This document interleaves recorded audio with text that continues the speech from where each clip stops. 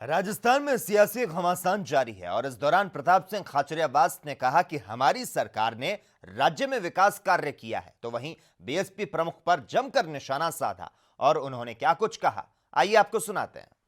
BJP का कोई नेता मेरे से बहस कर ले, लॉ एंड ऑर्डर की सबसे अच्छी स्थिति राजस्थान में, कोरोना संकट में सबसे अच्छे रिजल्ट राजस्थान ने दिए हैं, गरीबों की मदद में सबसे अच्छे रिजल्ट हमारे हैं, गरीबों की डायरेक्ट सहायता में सबसे अच्छे रिजल्ट हमारे हैं, नौजवानों को रोजगार देने में सबसे अच्छे रिजल्ट हमारे हैं।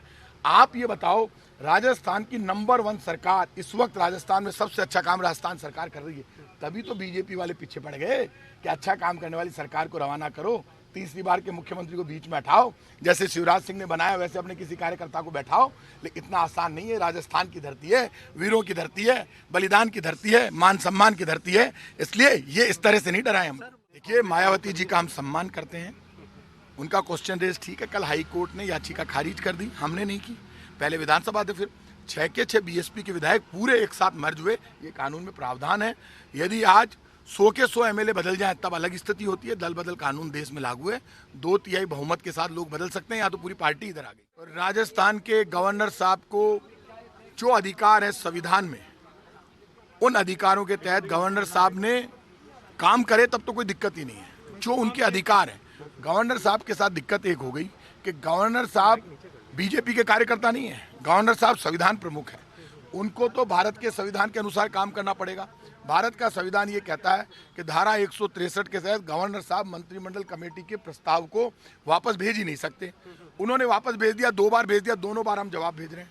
अब वो कह रहे हैं 21 दिन की बात, 21 दिन के बाद की यदि वो बात करते हैं तो उनको मुख्यमंत्री जी के उनके बहुत अच्छे संबंध हैं, उनको बुलाना चाहिए और गवर्नर साहब को ये काम करना चाहिए कि 21 दिन के बाद की डेट वो खुद ही भेज देना, कौन सी डेट पर वो चाहते हैं, या वो चाहते ही नहीं है, या उनको टाइम किल करना है।